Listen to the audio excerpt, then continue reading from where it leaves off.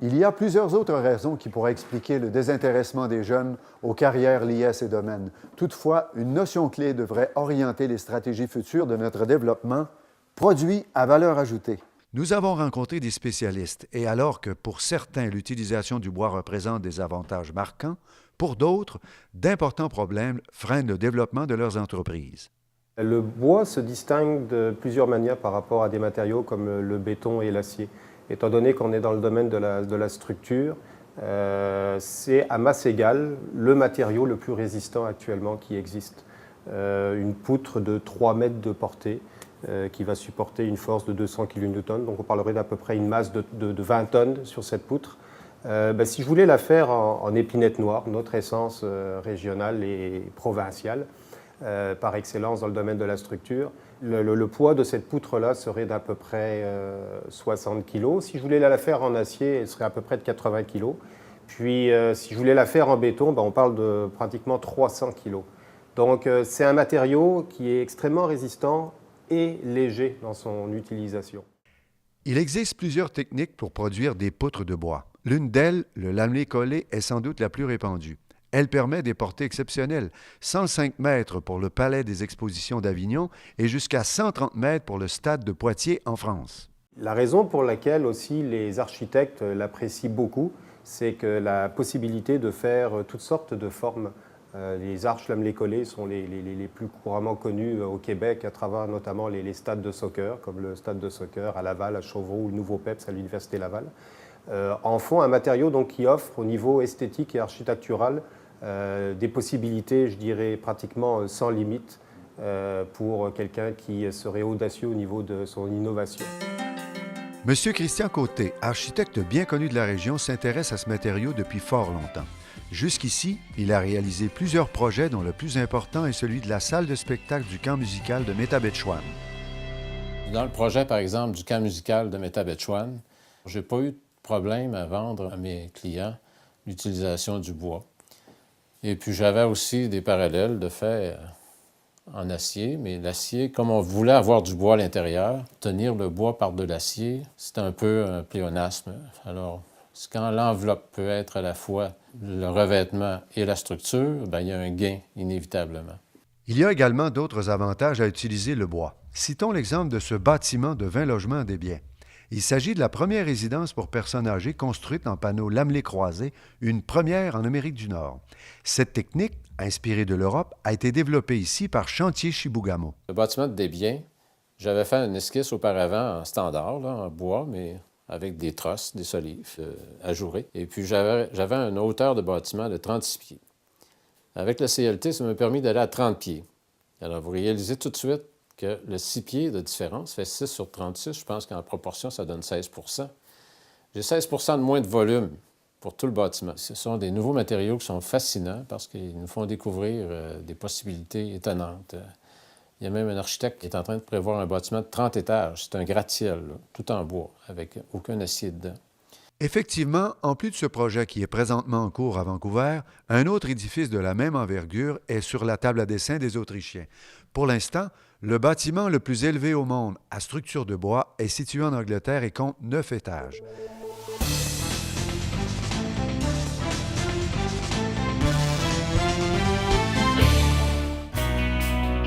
Si le bois s'impose comme le matériau idéal pour construire les bâtiments du futur, il a également des propriétés esthétiques indéniables comme matériau d'apparence.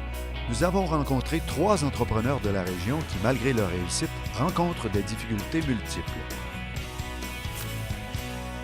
Maverick Plancher Exclusif, c'est d'abord et avant tout la fabrication et de la mise en marché, de la commercialisation de planchers de bois rustiques huilés. On a développé aussi des escaliers en bois, des moulures, des planches murales pour être capable de créer un décor chaleureux, un cachet rustique dans les résidences. Donc c'est un produit vraiment très niché. Puis c'est un produit qui rentre aussi en conviction avec mes valeurs, mes propres valeurs, ma passion aussi pour la valorisation du bois et l'optimisation, je vous dirais, de ce matériau-là. Éric Marcoux est un passionné du bois. Il a présidé un regroupement pour que la région obtienne les avantages du créneau à corps. Et il déplore le peu d'intérêt que l'on porte à certaines essences bien présentes dans nos forêts. Je vous dirais, de la façon que les contrats d'approvisionnement ont été donnés, toutes les essences étaient regroupées. On parle du groupe SEPM, entre autres. Donc, l'épinette, le pin gris, le sapin baumier et le malaise étaient ensemble. Donc, tout orienté à la même usine qui faisait un bois de construction, exemple un 2x4 pour envoyer dans le marché de la construction résidentielle, ossature légère. Puis on a des essences ici qui ont des propriétés intéressantes pour l'apparence. Le plancher que je fabrique, moi, personnellement, est en pin gris, donc c'est un produit qu'on vend pour l'apparence, pour la beauté. Je vous dirais que la connaissance des propriétés physico-mécaniques et des attributs et des avantages de nos essences nordiques sont à développer. On a une méconnaissance de tout le potentiel qu'on pourrait utiliser. Puis aussi de la façon que la forêt aussi est redistribuée aux différentes usines, ça crée une problématique. Donc, faire un peu comme les pays européens, c'est le bon bois à la bonne place. Donc, c'est beaucoup plus complexe à gérer en forêt, mais la valeur ajoutée est de beaucoup plus importante au niveau de la transformation. Nous, on a fondé Mélèze Rouge en 2008 et puis on a principalement focusé sur les galeries, les poutres, les produits extérieurs parce qu'on avait découvert finalement, comme plusieurs autres avant nous, les propriétés du mélèze. Je me rappelle, mon grand-père, il disait va nous couper 4 épinettes rouges. Dans le temps, il l'appelait comme ça. C'est pour ça le nom Mélèze Rouge. Dans le fond, c'est pour faire un lien entre 2 générations. Et puis, il va nous couper 4 épinettes rouges, on va faire une bâtisse, on va mettre ça à terre, ça ne pourrit pas. Donc, à partir de ces produits-là, nous, on a développé vraiment là, des constructions de galeries, des poutres, des structures, tout en mélèze, dans le fond, mais finies, là, des clés en main. Par la suite, on a commencé à développer vraiment les produits là, de 2e, 3e transformation.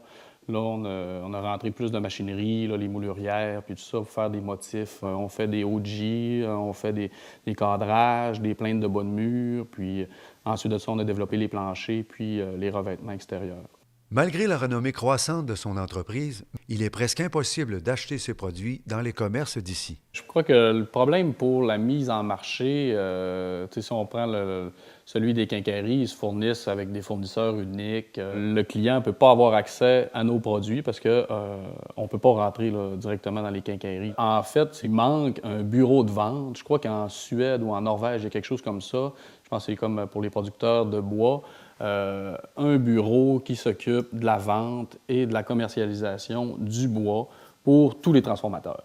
Il faudra attendre quelque temps pour qu'une telle infrastructure existe. En revanche, lors de son dernier colloque, le regroupement Alliance Bois, en collaboration avec Cerdex et le Bureau de promotion des produits du bois du Québec, ont lancé un nouvel outil de promotion de la filière régionale et des produits du bois. Mon produit, à la base, quand on a parti ça, on voulait se placer comme dans les plus hauts de gamme. Parce qu'avoir un produit de série qui est moyen de gamme, tout ça, demandait à avoir une trop grosse structure. Alors, nous, il fallait détenir la technologie, avoir la meilleure technologie possible. C'est ce qui a été long à réaliser avant de dire on puisse prendre notre place dans le marché. C'était d'avoir le cellier le plus silencieux sur le marché dans les encastrables et dans les autoportants. Puis, le design, les finis, on a travaillé des finis incroyables ici. On part de A à Z. On fabrique le produit matériaux bruts, les ébénistes. On a des frigoristes ici, ferblantiers. On fait l'isolation. Fait que tout est fabriqué de A à Z là, sur la chaîne de montage ici en arrière. La Vieille Garde œuvre dans l'industrie depuis maintenant 10 ans. L'entreprise compte sur un réseau de distribution de plus de 40 détaillants canadiens. Près de 700 celliers conventionnels et sur mesure, ainsi que 130 aménagements de caves à vin ont été fabriqués. Avec un chiffre d'affaires frôlant les 2 millions de dollars par année, l'entreprise projette d'agrandir ses installations. Bien, moi, le marché présentement était tellement... il y a beaucoup de demandes. Puis la main-d'œuvre, c'est un de mes plus gros problèmes. Je te dirais que le gros des problèmes vient des écoles. Les decks qui sont offerts en ébénisterie, les DEP, ils ne répondent pas aux besoins de la demande. Je parle au nom de plusieurs ébénistes ici. Je fais affaire, j'ai des sous-traitants aussi dans la région. Je connais pas mal tout le monde dans l'industrie. Fait que peut-être de faire une réunion tout le monde, de dire, je pense qu'on pourrait offrir tel métier-là. On pourrait former des spécialistes. Ça serait du monde, une main-d'œuvre qualifiée, qui pourrait avoir des bons stages en entreprise, voir c'est quoi, comment ça marche. Je dirais qu'au niveau de la main-d'œuvre, il faut être capable d'aller chercher des avantages concurrentiels majeurs. On ne pourra jamais concurrencer, exemple, les Chinois qui travaillent à $1, $1,50 $. avec des emplois manuels. Donc, les emplois manuels, pour nous, c'était dans les années 60-70. Il y a des usines de sciage que j'ai vues dans les pays scandinaves qui ne fonctionnent qu'avec 3 personnes, mais tout est mécanisé et automatisé. Et c'est des très hauts salariés, des gens qui ont des bonnes formations, qui sont en charge de ces usines-là. Et je vous dirais que ça fonctionne extrêmement bien. C'est la seule façon qu'ils ont pu aller chercher des avantages concurrentiels. Donc, il va falloir accepter ici qu'on ait moins de main-d'œuvre, je dirais, de bras dans nos usines, que les usines soient plus mécanisées, très automatisées, mais que les emplois soient de plus haut niveau. Si les scieries de la région se sont modernisées au fil du temps, les qualifications du personnel, selon le comité de main-d'œuvre des industries du bois de sciage, notent qu'il existe un écart généralisé entre le niveau de compétence souhaité par l'industrie et le niveau de maîtrise des travailleurs. Pour la 3e transformation, selon l'Association des fabricants de meubles du Québec, l'une des conclusions de leurs travaux est la suivante.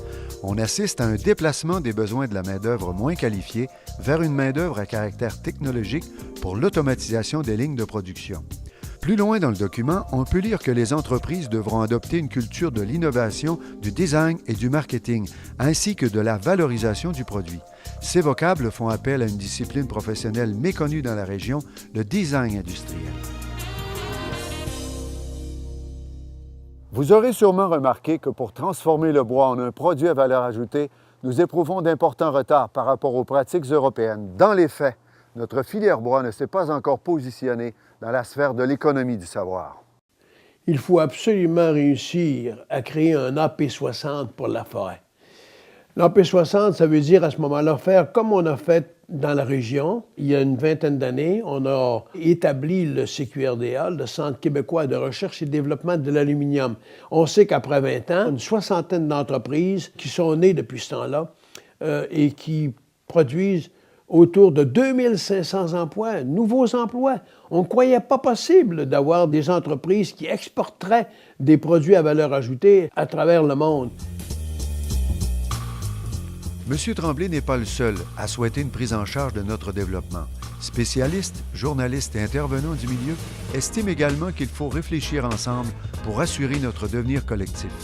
Le milieu de l'éducation, où certains programmes sont menacés de disparaître faute d'étudiants, le souhaite également. Il y aurait lieu de former une table élargie des gens dans le domaine du bois, du matériau bois, et puis pour voir les possibilités, faire une analyse pour commencer de la situation, puis ne pas penser qu'une analyse, ça se fait uniquement à propos des grandes entreprises. Il faudrait que ce soit élargi, donc, aux petites entreprises, les maisons de formation comme le collège, entre autres, les intervenants, certains intervenants politiques, économiques importants. Donc, c'est surtout une table élargie pour être capable de voir à régler certaines lacunes ou certains problèmes. Oui, effectivement, l'UQAC a été, je pense, très visionnaire dans ce domaine-là. Actuellement, la manière dont ça fonctionne, il y a des ingénieurs en sciences du bois, donc ils sont des gens extrêmement compétents dans le matériau bois et toutes ses applications. Par contre, qui ont une base en génie civil relativement faible. Et il y a des ingénieurs en génie civil qui, jusque maintenant, à part quelques heures anecdotiques, mais le bois est offert de manière optionnelle. C'est une nouvelle approche. Je pense que ça vient combler un vide entre les spécialistes dans le bois et les spécialistes en génie civil, de réunir ces gens-là sur le même profil. Et la première cohorte d'étudiants donc de l'UQAC va sortir au mois d'avril cette année. S'il faut se réjouir de l'arrivée de ces nouveaux ingénieurs, nous devons dès maintenant mettre à jour et relancer les formations collégiales pour la transformation du bois, dynamiser nos pratiques commerciales et surtout revoir en profondeur nos stratégies de développement régional. Les artisans du Vorarlberg nous ont tracé la voie. Rien ne nous empêche de l'emprunter.